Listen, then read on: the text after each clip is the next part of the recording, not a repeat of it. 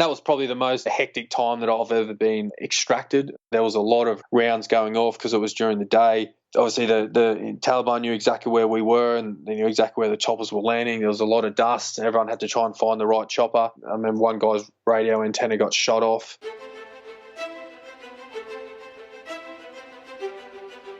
Welcome to the podcast where we track down Australian war veterans, have a chat with them, and hear their stories. I'm Alex Lloyd, and this is Life on the Line. They were building positions in there if for a anything fight. happened to us, by the time anyone got to us, I think it was the chaos. weather was so bad there would be nobody left. Boots full of blood. And the next thing I hear was alarms, Chances of screaming. survival were very, very slim. The soldiers didn't want to go into the ambushes, so they'd send the kids in first. And so he was sent in first into an ambush and he got shot in the stomach. It was very hard for me, very hard for my family. And the plane burst into proud of the flames. crew, proud of what I've achieved and what I'm To doing. volunteer for service was in effect to put your life on the line.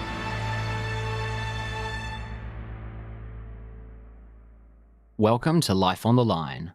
Today is my Skype conversation with Rhys Dowden.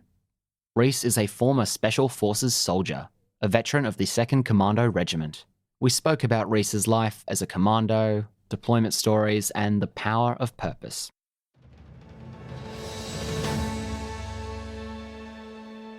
Rhys Dowden, thanks for coming on the podcast. Thanks for the invite, mate. Happy to be here.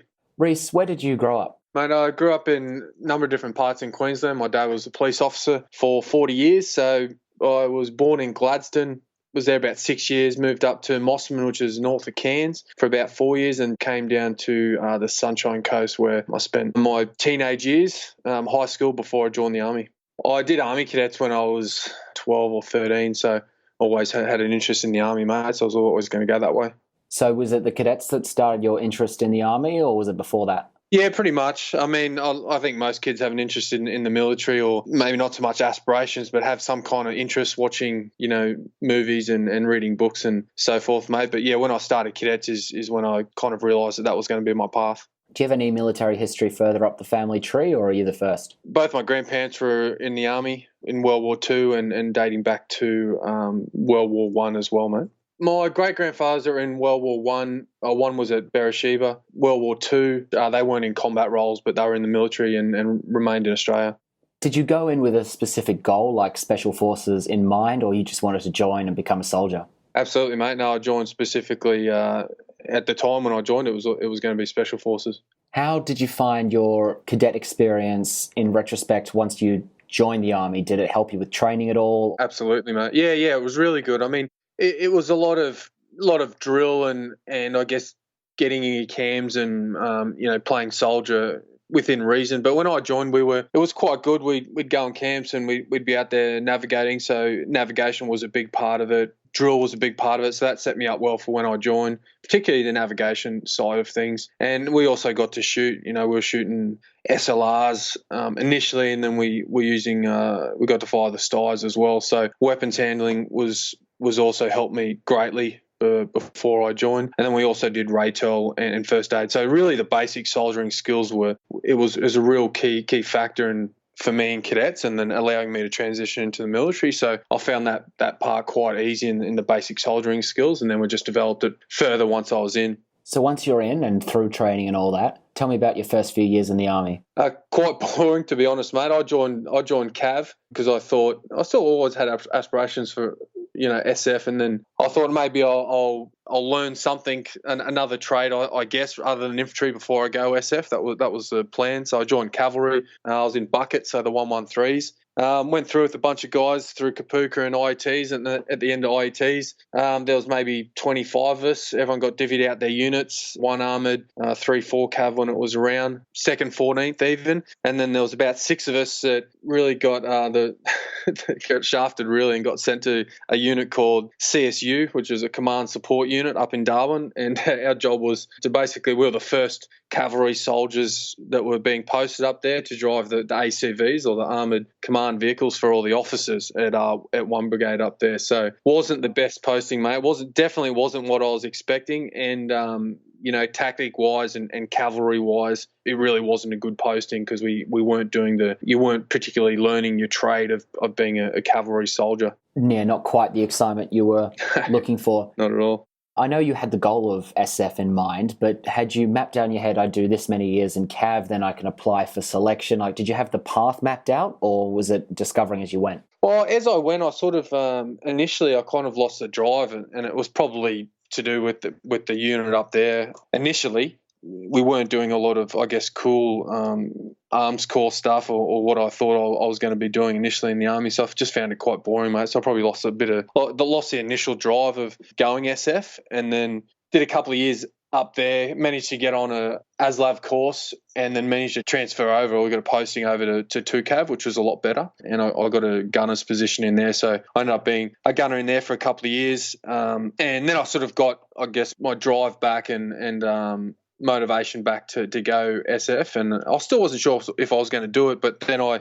got down on the first Arabic language course down at the School of Lancs for 3 months, and that was with I met a couple of SAS guys down there, and that sort of really kicked it in gear for me, and I really planned out the path from there. You discharged from the army, though, before you end up pursuing the SF route. Oh, no, I didn't. Before I got out, I tried for SAS. So you apply for SAS and you get knocked back, or? Yep, no, I didn't finish it. I got about 3/4 of the way through it. Kicked up a couple of injuries, withdrew from the course. Obviously, as people do when they don't make it. And that's where I was wanting to end up, and I found the rest of the army pretty boring. There was nothing happening then. There's no deployments or anything, so that was it for me, and I discharged after that.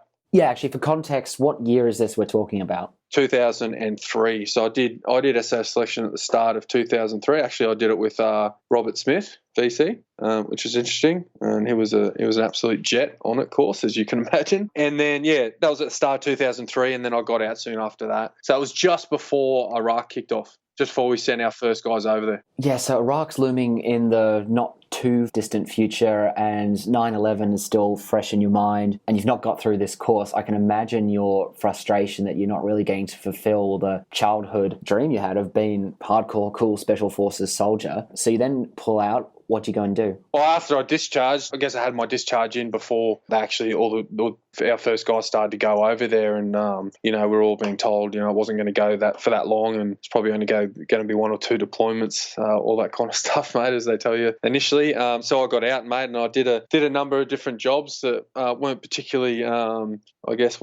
cool. I mean, they were solid jobs. I was a furniture removalist for about 3 weeks, mate, which was probably the hardest job I've ever done. And for a number of different reasons. And and then I worked at a bottle shop, a couple of different odds and ends jobs there. And then I was doing a lot of jiu-jitsu at the time, and my good mate, my coach really, Dan Higgins, was working at Australia Zoo, and he got me a job there. So that's when I started working at Australia Zoo and looking after Steve Earle and the family. So that was in 2004. So when you say looking after, you mean like personal security detail, or? Yeah. So you start doing, I guess, the basic ground security or perimeter security, and then a few of us managed to move in and I guess go up a couple of rungs, and we're able to look after Steve and look after the family. So we'd look after Bindi. Yeah, around the zoo, and then look after Steve whenever he would come out of the zoo and walk around, and we were sort of tasked with looking after him, mate, and also Robert as well. Robert was only infant baby at that stage. What was that like? Oh, mate, it was great. Steve was actually doing a lot of jiu-jitsu at the time, so which was really great for him. I think he was in his 40s at that stage. He had quite a few injuries. His knees were shot, so he wasn't doing other things he loved, like surfing and sort of getting out in the jet ski as much as he wanted to. So jiu-jitsu was really great for him, mate. And as you can imagine, he was a weapon. He was extremely strong and very aggressive. Always wanted to win. We had different mats set up in different sort of houses that he had within the compound of Australia Zoo. Yeah, you must have felt like a stand-in for a croc sometimes. Yeah, mate. He was ridiculously strong. I mean, technically, I was better than him, but he was ridiculously strong, and he used to wrestle hard, mate. Well, I mean, he put my head through one of the gyprock walls one time, which was all part of the game, mate, and was really great stuff. And he was just a champion of a bloke, as you can imagine. He was exactly what you saw on TV. That's what I tell people. He was exactly what you saw. He was either going at 100 miles an hour or he was in bed asleep. Not that he slept a great deal. He just had so much energy, mate, and he was true to his word. He was just a really, really top bloke. And you would have been in Iraq when you would have heard of his passing, I imagine. Yeah, actually in the States for a while. Yeah, I was in between contracts from Iraq, but yeah, very, very, very sad time, mate. Well, let's talk about Iraq. You do get to have a Middle East deployment, just not with the army. That's right. Yep.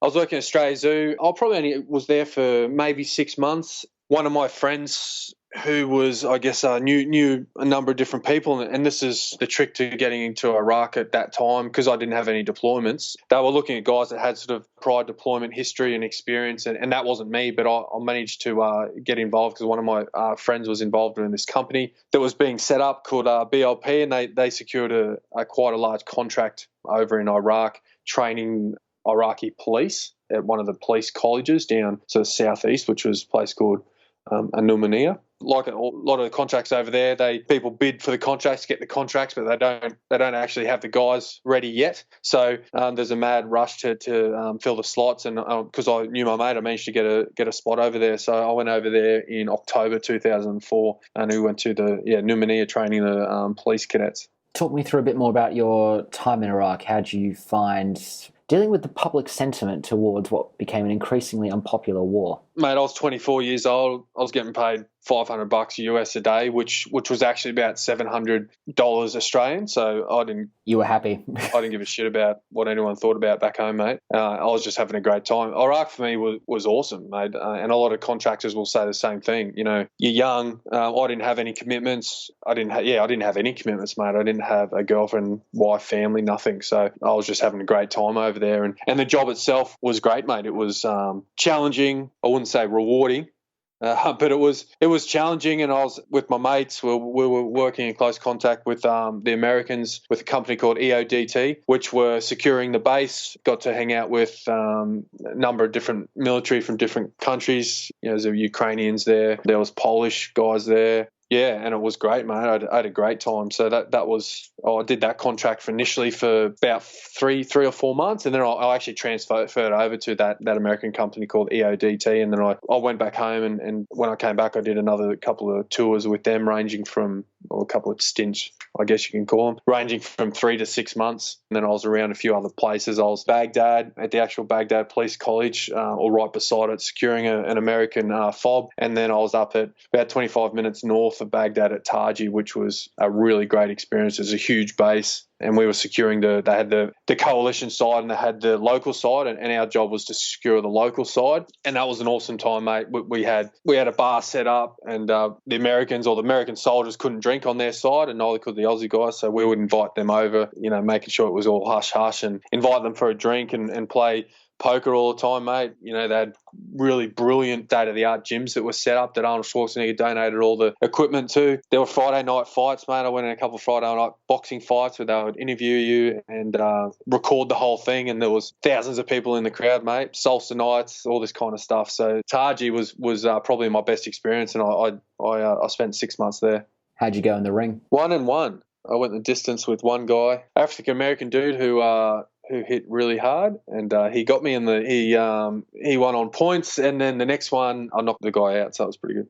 Talk me through your journey back to the army then. Yeah, so I could have stayed over there, could have kept going, but I guess I always had that drive, always had that sort of deep desire to find out if I could make SF. Didn't feel like I'd sort of set that behind me or closed that chapter, because while I did withdraw, I picked up a decent injury on the course. So, you know, I didn't just withdraw because I'd had enough. I was lagging behind and not keeping up. So that was part of the reason. And to be honest, I was only 22 at the time, so I was probably a bit young. Thinking about it now, probably wasn't mentally or physically as mature as I could have been.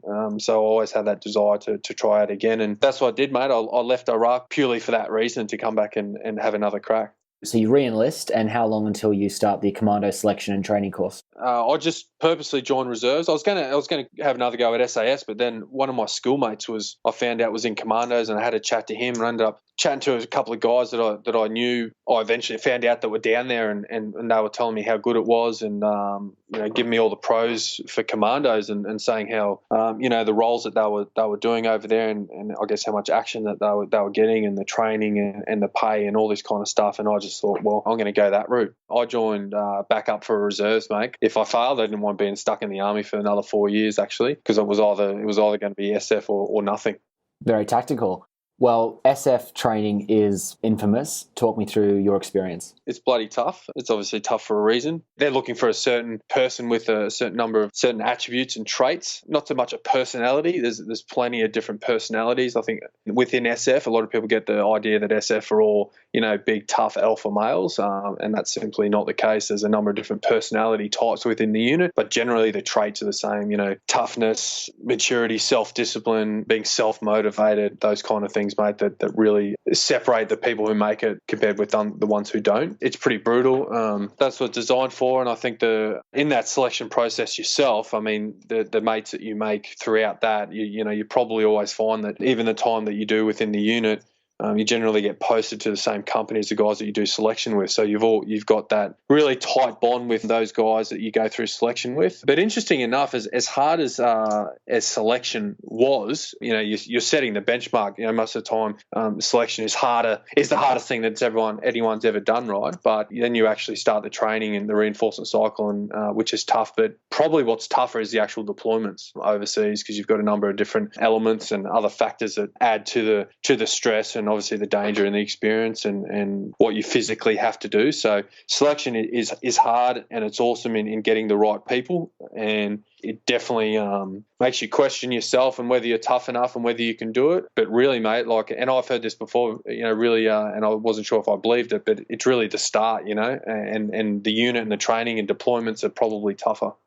But you don't know that at the time, though. When you're facing it, it looks like the biggest obstacle in the world. It is. Yeah, for most people it is, yeah. It absolutely is. And you've had a rocky path to get here, though. It's not like you've joined the army and you've loved it and had a good experience and then you're moving on to this. You've sort of dipped in and out. And I know this has been your goal for a long time, but given you've sort of had, to this point, a checkered relationship with the military, how do you personally, how do you draw upon that inner strength to keep pushing? You might have had, not slept in hours and hours and hours, and you're having to do long pack marches or lift heavy gear around or just do some pointless drills because some DS tells you to. Yeah, I think the further along that you get in the course, you just have to have the motivation initially to get through, because the longer you actually go in the course, the less people withdraw on discharge on request or withdraw on own request, because the more you get in and the closer you get to the end, you actually don't get a lot of people that withdraw. They get what they call bozzed off, so they do border studies every week, and they sort of release or kick off or return to unit those that aren't suitable. But yeah, as you go along the course, as tough as it is, and as you do your second and third night without sleep, and you kind of think, how am I going to do this? It's not so much about quitting, but you kind of have the mentality, how am I actually going to get through this? How you try and kind of process that, and that's really all about coming down to what do I have to do right now? What are the tasks that I've been given, and how am I going to complete that, rather than looking too far into the future. But yeah, it's interesting, mate. You don't get a lot of guys as you get closer towards the end that actually pull a pin on their own. You can see that light at the end of the tunnel, and you're not going to be pulled off now. That's right, because you've actually, once you're kind of 30 days, 32, 33 days into a selection course, it's a little bit different now. But when I did it, it was that kind of time length and that kind of setup. And you're actually drawing a lot of energy, I guess, from your mates. You're building that bond, and you kind of don't want to leave them at the same time. So it's almost really is a team effort towards the end. You start as individuals, but the further you get in and the closer you build those relationships with your mates, the less likely you want to leave, and the less likely that your mates are going to let you leave. And that's why we have the language of brothers in arms. Later you're forged in combat, but you're starting right from this foundation back home of just this rigorous training you're going through together, and that bonds you. Yeah, absolutely, mate. You're already bonded by the time you're being deployed and you're fighting the enemy. You're already a tight-knit group for sure. So when do you finally make it through and are in 2nd Commando Regiment? What year? 2008. So I did the course at the start of 2008. And when's your first deployment? Started 2009. I think from memory there was about 170 that started the entry test. There was around 100 that started selection. There was 26 of us that finished. There was 23 that passed. And obviously it sucks for the 3 that finished but didn't pass. And then we started the reinforcement cycle. I think there was about 15 of us that finally got our berets at the end. Most of us went to the same company, and we finished Rio towards the end of 2008, and then we started to do our pre-deployment training and all that stuff towards the end of 2008, 2009, and we went over 2009 in late February, early March 2009. Yeah, that's quite a journey, and those numbers, they're not surprising, but they're still staggering in that you go through all that selection and lose so many. That's a great level of attrition, but like you say, you finish that 30-plus day course, and then you've got the long circuit of the reinforcement cycle, and to still be losing people at that stage, I can imagine that's really hard for those guys. But you want a 15 to get your berets. So yeah, let's jump to Afghanistan. You deploy over there, as you've just said, in 2009 as an operator. What was your initial impression of the country? Initially, it was cold. It was coming out of winter. So it was, springtime. It was a lot of rain at that point. I guess the elevation hits you a little bit as well because the base at TK is about 1,500 metres above sea level. So you actually have to take quite a bit of time to get used to that and acclimatise. My first army deployment or military deployment, but it wasn't, I'd been to Iraq, but completely different. Iraq was a lot more infrastructure in place, and the places that I went to, the setup was a lot better, I suppose, and it was a lot more,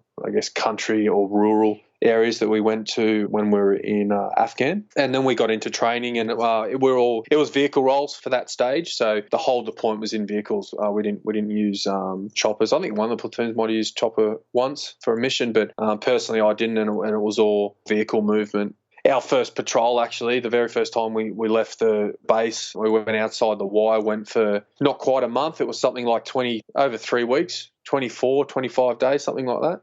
See, let's talk through some of those patrols. 2nd Commando Regiment has the reputation of, as the door kickers, that kind of thing. How often are you going out just patrolling and surveying the ground and seeing what comes your way versus you have a specific target you're approaching and need to engage?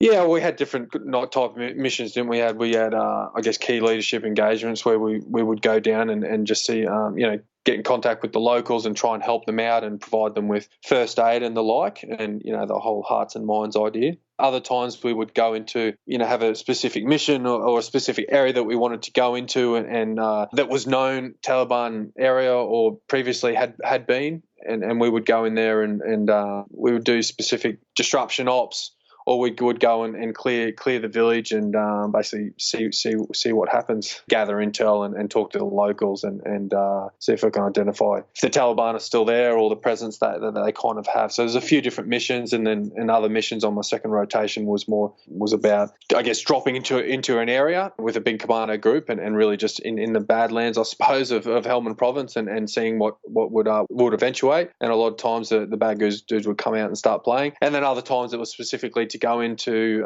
areas that were making drugs and destroy those facilities. Now, we're not going to talk on specific tactics or operating procedures for operational security reasons, but let's give listeners a couple of anecdotes to give them an idea of the work you're doing over there. Talk me through one of those times the bad guys came out to play. So one, like I said, on that first deployment, it was all vehicles, and that first mission that we went on was over 3 weeks out. Specifically, our mission was to take heat off the Brits that were ripping out. So they had one unit that was leaving around the Kajaki Dam area, and then another unit that was coming in. So we came in from the north, and we sort of took the heat off them for 2 or 3 days. I think we were there for about 3 days. And Kajaki was sort of a real known hotspot for the Taliban. And on the way around there, we actually, kilometres-wise, it wasn't a lot of kilometres that we travelled, but it actually took us something like 3 or 4 days to get there, and we wouldn't have travelled 40 kilometres. It was really slow. There was a lot of IEDs on the road. There were certain parts where we were going through that was sort of, we could only use one road, and we found about 9 IEDs on one road, and that's actually when Brett Till was killed. So we continued through there and came down through Kajaki Dam area, and we contacted the enemy, and we had a couple of contacts with the enemy through sort of really small engagements where they would sort of pot shot at us on the way to Kajaki Dam, and the big engagements were once we got there, and we didn't get within 400 metres of it, of sort of the actual homesteads before everything kicked off. And for those 3 days, it was pretty full on. We would sort of go in there mid-morning, and we would engage them for anywhere from, I guess, 4 or 5 or 6 hours, and we had a lot of rounds going down range. We had a few rounds coming back. We dumped a lot of ordnance on that area as well, and the figures or the damage that we did or we caused were pretty significant. And that that took a lot of heat off the rip that was happening between the two British units. in that same mission, that was where Damian Tomlinson lost his legs. So we were talking earlier about the selection course and how that's the toughest thing in the world at that time. And then once you get out to deployments and it's real, it gets that much harder. And you were just talking then, 5 to 6 hours out in a contact and that incredible adrenaline, that fear, and just the fact it's real bullets flying at you. How did you adjust your psyche in those first few contacts? What was it like? Well, I guess anticipation is the worst part, right? And I've talked to a lot of guys about this as well, and we kind of all talk to each other about it. And it's the anticipation that's probably the worst part in regards to your anxiety levels. But actually, once it kicks off, it's not too bad. You don't really get time to think about that. You're just doing your job. Hence why stress inoculation is so important, and really accurate training back home is so important. And we're pretty good. We're really good at doing that. We're really good at training to make it as realistic as possible, which is why you can sometimes have incidences or accidents and deaths as a result of that training. But you're really well prepared for going over there. So, like I said, the anticipation is probably the worst part. Once it kicks off, you're just doing your job. But I remember when I was in Army Cadets and even going through and training in the Army, all the throwaway line would be, okay, there's a lull in the battle, refurb your equipment, pick up your magazine pouches, all that kind of stuff. And you don't give too much thought to it, or you kind of think, how is that possible? But that's exactly what happens. You're not in tick, or you're not troops in contact and engaging with the enemy the whole time. We weren't, in my experience. It wasn't as if rounds were going off for 6 hours. It would be ebbs and flow of the battle, right? So it would be initial contact, and then it would be a lull, and then it would start up again. It was that kind of rotation as the day went along, and I think you get used to that to a certain element, and you have to calm yourself down. You can't operate stressed out of your brain for 6 hours, because you would find that really tough. So you start to employ tools to keep yourself calm and keep yourself focused, and that's really narrowing your focus on what you need to do right now. And that's why you drill things so many times in training.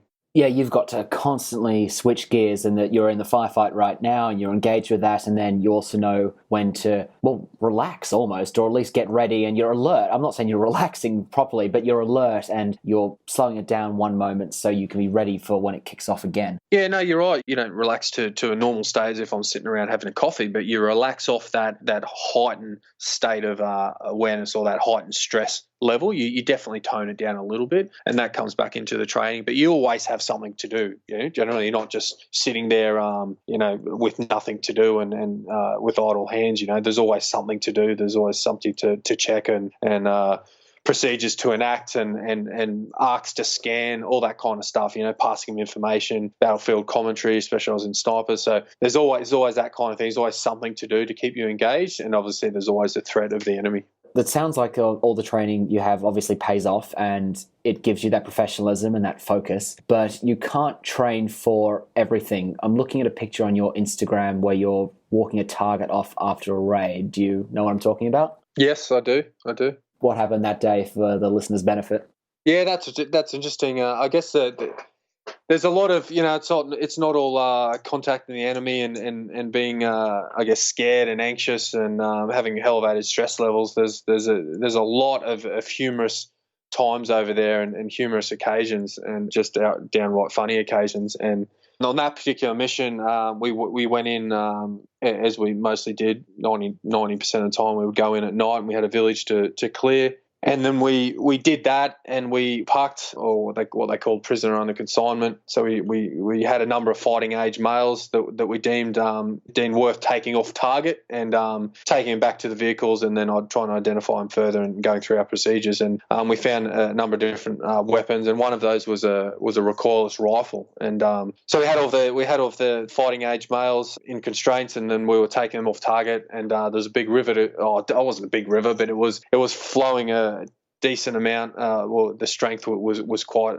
reasonably intense. Not a deep river, but so we were crossing the river, and my team leader was carrying the recoilless rifle, and he was quite heavy and obviously carrying over rocks and stumbling over rocks and the speed of the river, and he ended up falling in. And what was interesting is that we all sort of I wouldn't say broke down, or we sort of had all our outbursts in laughter when that happened, and we looked around, and all the fighting age males, all our pucks that we had in constraints, like they all broke out laughing at the same time. which is hilarious because, I guess we come in at the middle of the night and we woken them up and they knew maybe they were in trouble, maybe they weren't. And it was just a really one of those moments, I guess, in war that everyone just finds funny, and it was an extremely humorous situation, and the one that you wouldn't expect to happen, particularly with these guys that we were taking out of the home and taking on a decent walk, 4 or 5 kilometre walk away from their family, but one of the times that they certainly found it funny as well.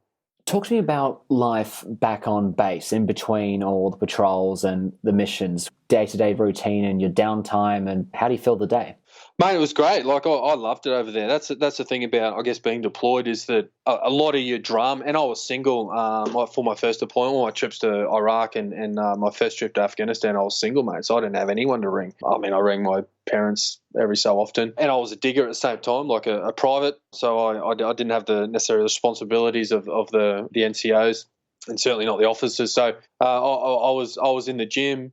We had a great setup over there. We had internet access. There was all kinds of video games. We had terabytes of data, entertainment data that we had access to. So there was a lot of gym time, a lot of watching movies and series and all that kind of stuff, and hang around with the boys and generally enjoying it. Actually, like, it was good time. I liked it because there's none of the outside pressure or the normal pressure of the normal world. And I guess a lot of people might be surprised to hear that or understand that, but for me in particular, because I didn't have a family and everything, I had a great time over there. It was, if you're not getting shot at, like, you're having a great day. And, they had the little coffee stores over the other side of the base that we would go and visit, and a lot of the boys trained. So we would do some jiu-jitsu or boxing or kickboxing and throw around weights and everything like that, mate. So, yeah, it was a good time. Let's jump to your second deployment to Afghanistan. When is it? That was in July 2011. Okay, so what was going on for you between those deployments in 2010? Was training and that kind of thing? Yeah, so we were on tag for a year. I was on tag, and once we got back in, when did we get back? Like August 2009, something like that. We did. We trained up for the tactical assault group, and then we went on team in 2010, and we did that for a year, and that was a really great job. I love that job. It was, I guess, long hours and a lot of training, but you really got good at your job, and your skills, went to another level in regards to the domestic counterterrorism side. So that was a really, really great job, mate. And then the end of 2010 is when I did my sniper course. Went to sniper teams and did all our lead-up training and all our mission rehearsal exercises at the start of 2011. And then we were deployed in around, I think it was July 2011. Tell me more about the sniper course. Yeah, sniper course is hard, mate. I say the two hardest courses in SF was the Advanced Close Quarter Battle course and the sniper course for different reasons, but you're certainly under the pump. There's a lot to learn. Getting tested immediately. I think you have about a week of weapons training, or 3 days of a lot of firing, and then you're testing. And that was I was never actually a great shot. And what's interesting about being a sniper, you think there's all these kind of black arts or hidden sniper talents, shooting techniques that they're going to show you, but really it comes down to the basics, like the basic marksmanship principles, and sort of really honing in on those. And there's a few other tips and techniques out there, but that was the core parts of it. So it was really just narrowing down on that. And I had a little bit of trouble with that, but got through. And then the other real hard part of it is the stalks on the sniper course. And a stalk is where you get dropped off, and you have your map, and you have an area that you have to go into and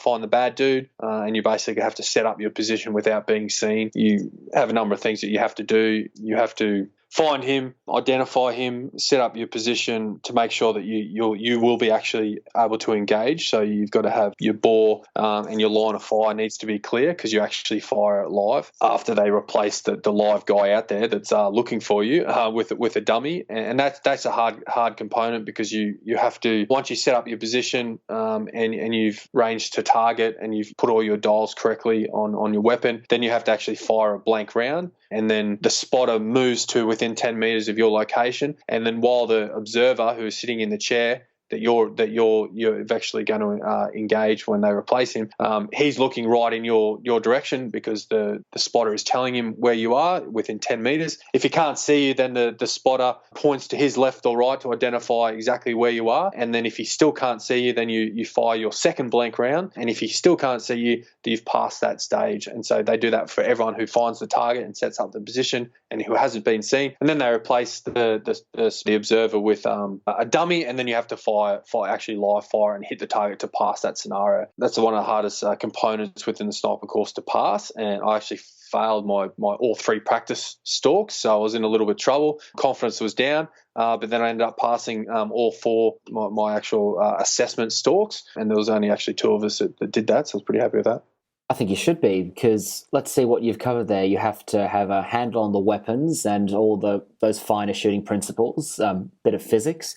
You need to be able to do an absolute top quality stealth and be unseen. And I imagine you have this already. You have to have a bloody good degree of patience as well, being a sniper. So you've got to work all these elements to truly hone that craft. Yeah, absolutely. And I think from memory, it was obviously everyone on the course is a fully qualified commando, and the pass rate was about 50%. So it's reasonably tough, and it certainly feels good in passing that course. And like I said, that and the advanced close quarter battle course are probably the two hardest courses that I did in the Army. You mentioned that you weren't a great shot, though. What inspired you to go down this path and do that course? I wasn't that I was, I wasn't. I guess I wouldn't say I was in the top 1% of marksmen, but really being a sniper and doing the job as a sniper, shooting is actually only one small component of being a sniper.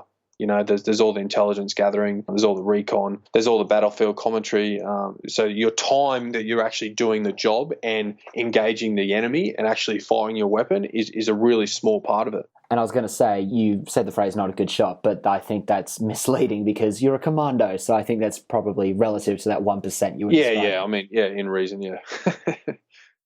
So you were an operator in your first deployment, part of the assault team, that kind of thing. Besides the fact you're working with a different crew this time, what are some of the different tasks you're doing? How have your roles and responsibilities changed? It was a lot different, and it wasn't just different because first deployment was assaulting and the next deployment was I was a sniper, but it was all via helicopter, so we would be inserted and extracted via helicopter, which was definitely a different spin. We could go further, get a lot more missions done in a lot more timely manner, and go to areas that we just couldn't go to when we had to use vehicles. So that was certainly a lot different as a part of the sniper team operating in sort of smaller group, obviously a lot smaller than a platoon size or company size group of assaulters. We would go in at different times. Sometimes we would go in with the assaulters, often we wouldn't, and we would do sort of what people would imagine the normal snipering work is, or that kind of job role where we would set up positions in Overwatch, in our different elements and feedback information and identify the pattern of life, or what they call the pattern of life. And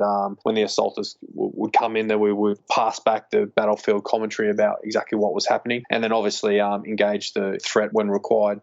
Well, Rhys, we can imagine from the movies what exactly a sniper does, but I want to hear it from a sniper himself. Talk me through one of your missions. One of the most memorable missions that we had was in a certain place that we actually went in this time with the assault group. We were the sniper team or the sniper element attached to the platoon on that stage, and we dropped in. We were being inserted by helicopter, as I previously discussed, and they were the Mi-17, the Russian helicopters, and they're actually all flown by American Vietnam veterans, which was interesting. Really great pilots, and they're really sturdy helicopters, and we had 2 missions that we were supposed to complete that day. We got set down in this area, and from the moment we set down, it kind of just went from there. I think we were on the ground for 10 or 20 minutes, and as our sniper element, we'd moved off in front of the assault force to establish our position, and it wouldn't have been 20 minutes, and then it really kicked off. We had a couple of DEA guys with us, the American Drug Enforcement Agency guys that we were working with, and we did a lot of work with them in that rotation,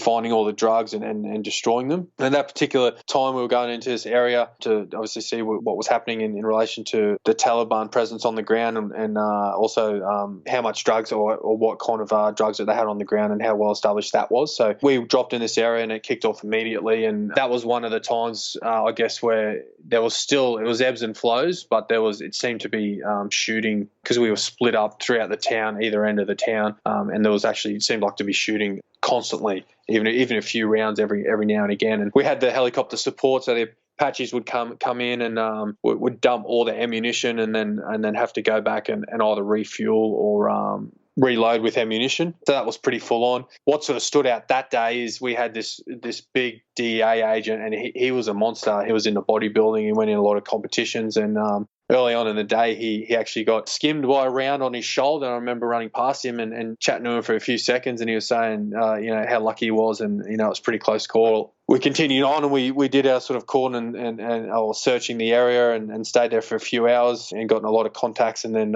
cleared as much as we could or what we needed to clear. And then we brought the choppers in, and that was probably the most hectic time that I've ever been extracted. There was a lot of rounds going off because it was during the day. Obviously, the Taliban knew exactly where we were, and they knew exactly where the choppers were landing. There was a lot of dust. Everyone had to try and find the right chopper. I remember one guy's radio antenna got shot off. Guys had holes in their bits of equipment, but actually nobody else got shot. It was very strange, a lot of confusion. All managed to get on the chopper. The only person that got shot was that DEA agent. He got shot a second time. Wow. And he was the only guy that got shot on the day. He got shot twice, but this time he got shot in the head, and it sort of hit him on an angle and didn't penetrate his skull, but sort of hit the front of his forehead and went round inside of his helmet and came out the other side. So it didn't really penetrate his skull. And initially he was kind of okay, but the guys that had to drag him, he was over 100 kilos, would have been 110, 115 kilos. I mean, his arms were as big as my legs. He was a monster.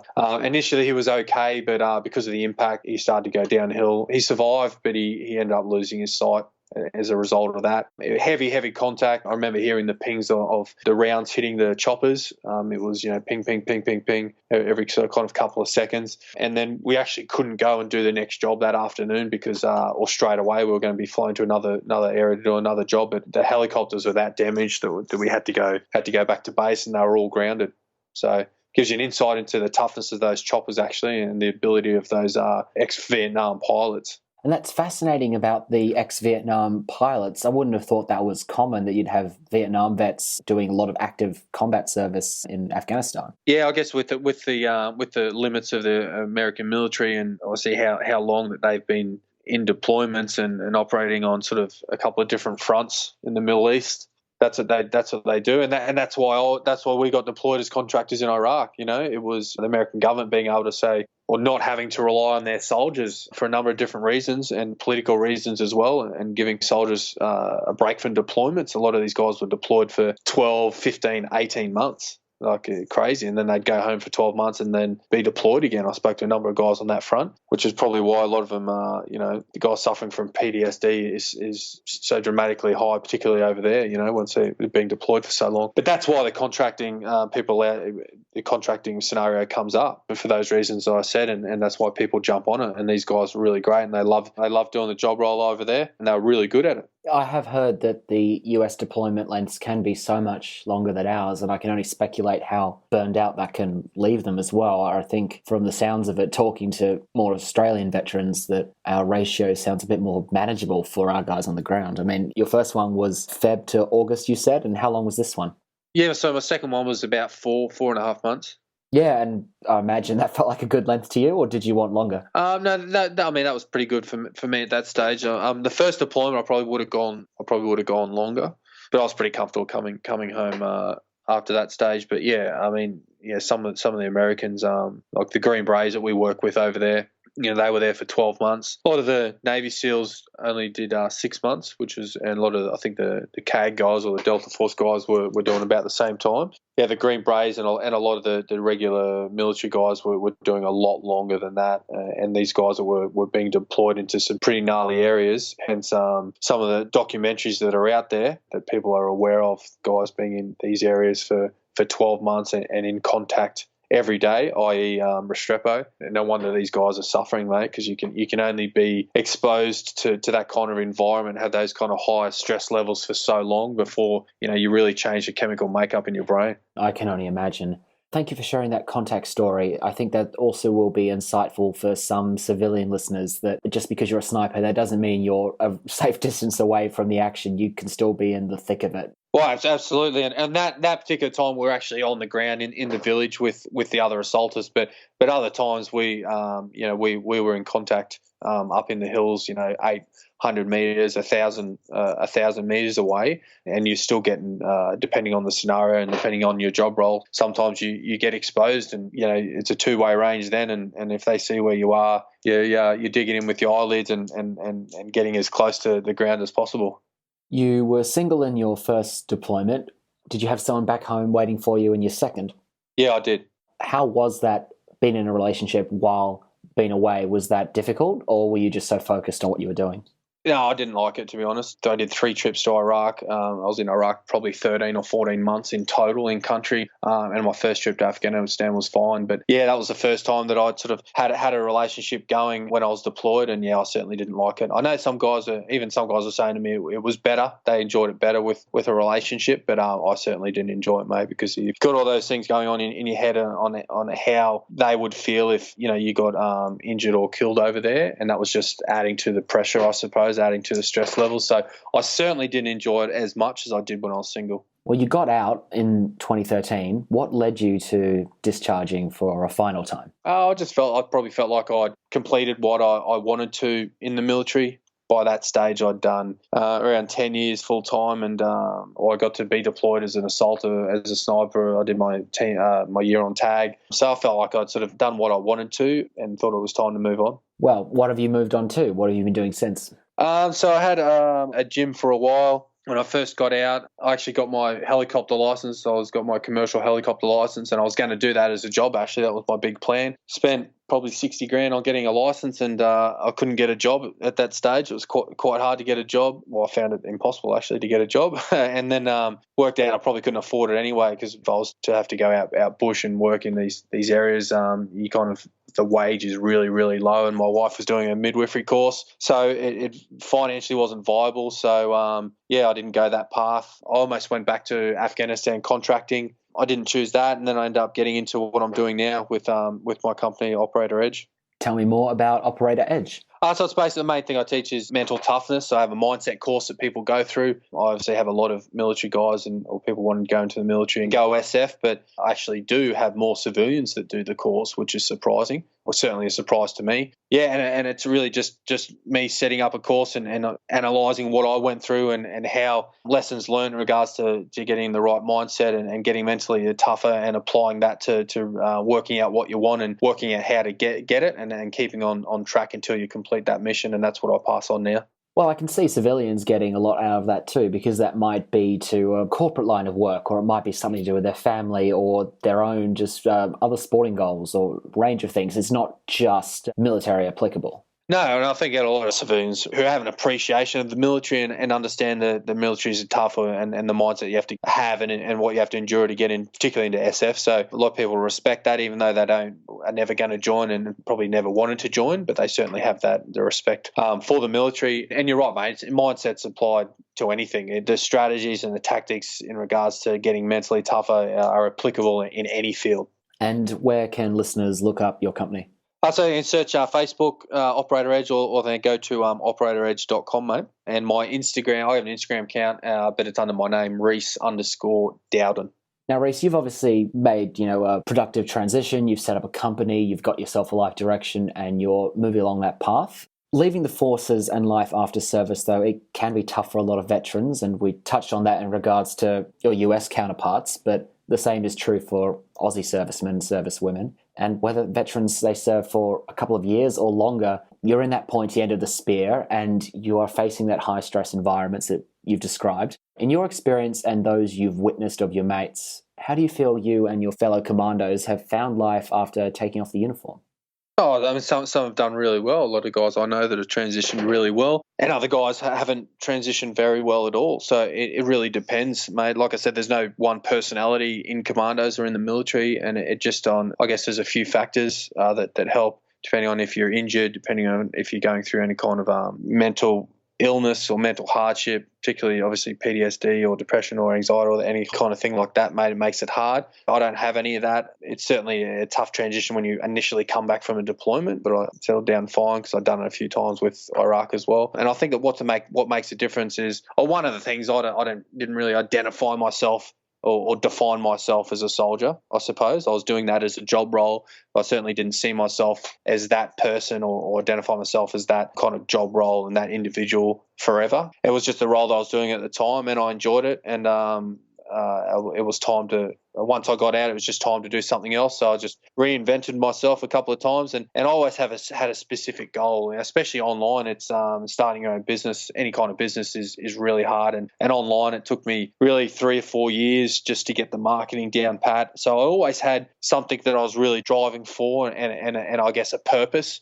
to go after, and I think guys will struggle if they don't have that. When you kind of don't really, you're in a bit of limbo, and you're only identifying with what you were rather than what you are now and what you're going to be. And that's obviously different for individuals, but I just found that because I had something specific I needed to go after, I needed to get in relation to finances in particular, I had to make it work because there was nobody else that was going to do that. And I'm the only one that providing for my family. I'm not getting money from anyone else. And that was really a big driver for me, and it's something that I had to really, really push to kind of achieve. I think it's really important to keep in contact with former military mates. Particularly blokes have this thing where, and I've heard a number of times, I might ask you, spoken to this person, oh no, they don't ring me, so I don't ring them. I think that's a real negative attitude to have. You really have to reach out, and I'm really cognizant to reach out to my mates and send them a text or give them a phone call just to keep in contact, mate, because people in the military, you're in that tight-knit environment for so long, and then all of a sudden you're separated, and that's where people have struggle. They're not going to work every day around the boys and around all these people in a group environment. They don't feel like they belong. They don't have that sense of belonging. They don't have a sense of purpose. So you need to find a purpose, and you need to be cognizant of the fact that you have to reach out to your mates to keep that connection strong. You have that strong connection formed way back in selection. It goes right through all those contacts, all your missions. So yeah, it's essential you keep it going after the dust settles as well. And you mentioned purpose. I think purpose actually so neatly defines the conversation we've had today, that you joined the military with an absolute sense of purpose. I want to become SF, and you weren't fulfilling that purpose, so you left for a bit. Then you decided, no, I'm going to stick to my original goals. You join, you make it, you push through with great resilience, and you achieve exactly what you want to achieve with the military. And now you're going out there and finding a new purpose, new career that's satisfying you, supports your family, yet you're still maintaining that original brotherhood sense of purpose as what you're describing with keeping in touch with your mates. Yeah, absolutely. Yeah, purpose is really important, mate, and that's what I try and pass on to people as well, especially people that haven't got a lot of confidence. And people ask me, how did you get through, or how did you feel that you deserved to get through, that you could have got through? And I had no sense of that I deserved to be a commando, or that I had any kind of background or any kind of previous form that was going to help me get in. At the end of the stage, you just have to believe it. You getting what you want starts from within yourself. It doesn't matter what anyone else is going to tell you. If you don't believe it, you won't get it. And conversely, if you believe it, then you're setting yourself up for success, and other things are going to flow from there. You don't have to have any kind of past experience that's necessarily going to set you up, or that you can necessarily draw from, or you have confidence from, or whatever. You just have to start believing it in yourself. Well, Rhys, I think people, civilian and military, can learn a lot from you, and I encourage everyone listening to check out your Instagram. You always have a lot of great posts there, and the website as well, because you keep a blog and detail some of these stories even more than we've touched on today. Appreciate it, Alex. Well, Rhys, you've had quite a career, and that was only chapter 1 we've really discussed. I know chapter 2 is only just beginning, so I look forward to following your success and hearing about what comes next for you. Thank you for your time, for your service, and for coming on the show. Thanks, mate. I appreciate it. Thanks for having me on.